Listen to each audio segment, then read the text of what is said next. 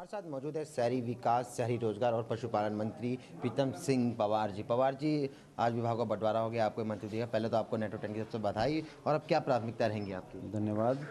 देखिए, मेरी जो मुझे विभाग मिले हैं, मैं सबसे पहले यहाँ तक जहाँ आज पहुँचा हूँ, मैं अपने विधानसभा क्षेत्र यमुनोत्री की महान जनता, जिन्हें मैं भगवान के रूप में देखता हूँ, उनका आभार प्रकट करता हूँ कि उनकी वजह से मैं आज यहाँ पर पहुँचा हूँ। और मुझे ये मौका मिला है तो निश्चित तौर पर मुझे कुछ काम करने का मौका मिला है, कुछ कर दिखाने का मौका मिला है। और मेरा प्रयास रहेगा कि जैसे शहरी विकास में हम शहरी क्षेत्रों में हमारी लगभग 28% जो आबादी है वो शहरों में है, तो निश्चित तौर पर यहाँ पर भी काम करने की आवश्यकता है। पेयजल का हो गया, स्वास्थ्य सुविधाएं हैं, सड़क की हालत हैं, और सीवर ट्रीटमेंट प्लांट वगैरह लगने हैं। ये तमाम जो यहाँ पर है, मलिन बस्तियों का उद्धारीकरण है, प्रदूषण की एक समस्या है, तो उस पर मेरा विशेष ध्यान होगा और विकास के लिए कार्य किया जाएगा। कहीं सर देखा जाता है, रोजगार की बात आती है, गांव में जो है बेरोजगार है, काफ़ी रोजगार नहीं होता। ये वजह होती है कि उत्तराखंड उन्हें छोड़ना पड़ता है, पहाड़ों से लगातार पलायन होता है। तो क्या कुछ ऐसी योजनाएं होंगी कि जो गाँव से जो छोड़कर आए वो राजधानी में या फिर शहरी में उनके लिए कोई योजना का ध्यान रहे, वो रोजगार लग सके, उनका रोजगार हो सके उनका? बिल्कुल, निश्चित तौर पर इस तरह की योजनाएं चलाई जाएंगी। राजधानी नहीं बल्कि जो तमाम नगरीय क्षेत्र हैं, उनमें ऐसी रोजगार परक योजनाओं को भी लिया जाएगा कि जो आसपास के गांव हैं, ग्रामीण क्षेत्र के लोग हैं, उनको वहां पर स्वरोजगार मिले। इस तरह की योजनाएं वहां पर लागू की जाएंगी। अब पशुपालन विभाग आपके पास है, ढंग से अब तक संचालित नहीं हो रहा था, 5 साल में पशुपालन से कुछ नहीं हुआ। अब पशुपालन विभाग में किस तरह से महत्वपूर्ण भूमिका रहेगी, क्या धरातल पर उतार पाएंगे इसमें? देखिए, मेरा प्रयास होगा कि पशुपालन विभाग के माध्यम से हमारे तमाम पर्वतीय क्षेत्रों में अपार संभावनाएं हैं इस विभाग में कार्य करने की। हम चाहते हैं कि जो पशु हैं, जो दुधारू पशु हैं, इस तरह की नस्ल आएँ कि ज़्यादा से ज़्यादा दूध हम लोग निकाल पाएँ और डेयरी उत्पाद के लिए हम जो हैं काम कर सकें। और एक श्वेत क्रांति हम अपने पर्वतीय क्षेत्रों में, इस राज्य में हम श्वेत क्रांति ला सकें, इस पर विशेष कार्य होगा। और भेड़ पालन को भी बढ़ावा दिया जाएगा, क्योंकि भेड़ पालन कुछ कारणों से जो है कमियां आ रही थी, और उन विभागों के साथ कोऑर्डिनेट करके भेड़ पालन को भी बढ़ावा दिया जाएगा। एक आर्थिक का जरिया पर्वतीय क्षेत्रों में रहा है हमेशा से, और उसको बढ़ावा दिया जाएगा। जो विभाग आपको आवंटन हुए, उन विभाग से आप कितने खुश हैं? लगता है कि हाँ, सब सही है? देखिए, मुझसे तो आप लोग हमेशा पूछते थे कि आपकी चॉइस क्या है। देखिए, कोई भी विभाग हो, काम करने के लिए होता है, और ये जो विभाग मुझे मिले हैं, निश्चित तौर पर इन पे मुझे काम करने का एक अवसर मिला है, और मैं इन पर काम करके दिखाऊंगा। एक अलग तरह से कोशिश करूंगा कि एक अलग तरह से कार्य हो, ये दिखे।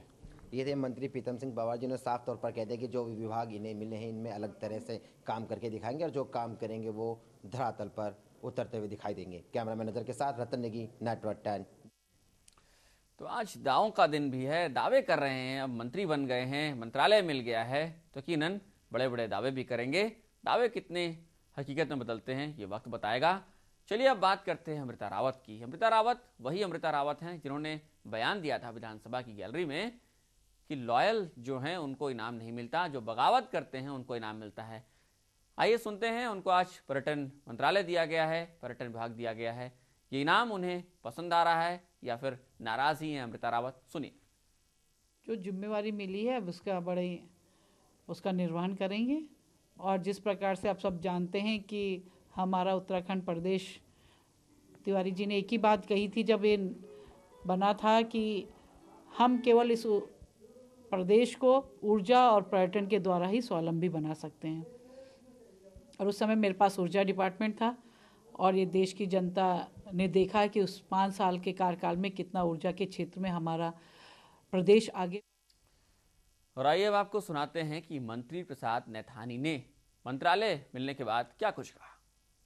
हमारे साथ मौजूद है कृषि मंत्री मंत्री प्रसाद नैथानी जी। मंत्री प्रसाद नैथानी जी, पहले तो आपको बहुत बहुत बधाई, आज पोर्टफोलियो में विभाग बढ़ गया। अब किस तरह से कार्य प्रणाली रहेगी आपकी, किस तरह से? देखिए, ऐसा है कि मैं सबसे पहले अपने देवप्रयाग क्षेत्र की जनता का आभारी हूँ कि जिनकी बदौलत मुझे आज ये अवसर मिला। और दूसरा, माननीय मुख्यमंत्री जी का मैं बहुत धन्यवाद अदा करता हूँ कि उन्होंने मेरे पे विश्वास व्यक्त किया कि जो विभाग दिए हैं और उस आधार पर जो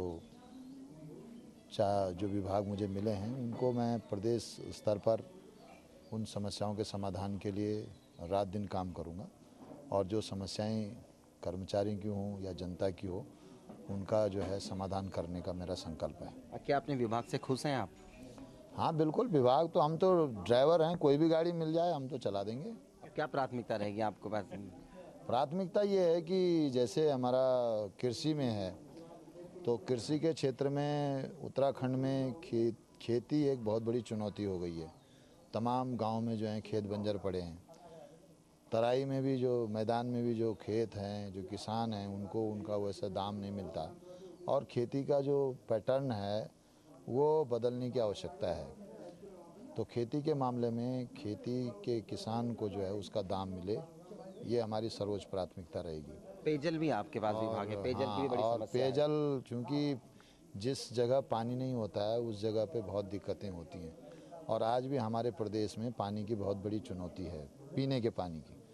तो उसके समाधान के लिए पूर्ण रूप से जो हमारी जो ग्रेविटी की लाइनें हैं, हमारी जो पंपिंग योजनाएं बनेंगी या बन रही हैं या जो बन चुकी हैं, उन पर बाकायदा गंभीरता से उनका अध्ययन करके और घर घर पानी पहुँचे, ये हमारी सर्वोच्च प्राथमिकता होगी। विद्यालय शिक्षा आपके पास है, प्रौढ़ शिक्षा आपके पास है, गढ़वाल में कई खुले जाते हैं, 8वीं तक के स्कूल होते हैं, लेकिन वो चीज़ नहीं मिलता। मिड डे मील का उचित प्रयोग नहीं किया जाता, उस साधन नहीं होता। तो इसकी गुणवत्ता को सुधारने के लिए किस तरह से प्रयास होंगे? देखिए, ऐसा है कि किसी भी समस्या के समाधान के लिए सबसे पहले दृढ़ संकल्प, इच्छा शक्ति होनी चाहिए और उसके लिए हम दृढ़ संकल्प, हमारा वचन है कि जो शिक्षा के क्षेत्र में जो दिक्कतें आई हैं और जो शिक्षा विभाग में जो विसंगतियां हैं और जो शिक्षा जगत, क्योंकि सबसे पहले शिक्षक को फ्री माइंड रहना चाहिए। शिक्षक के दिमाग में कोई टेंशन नहीं रहना चाहिए। अगर शिक्षक के दिमाग में टेंशन है तो वो बच्चों को ठीक ढंग से पढ़ा नहीं सकता। तो दूसरी बात यह है कि दूर दराज के इलाकों में आज भी कई इलाके ऐसे हैं जहाँ के बच्चे जो हैं 5-5 किलोमीटर और 10-10 किलोमीटर जो है हाई स्कूल और इंटरमीडिएट पढ़ने के लिए जाते हैं।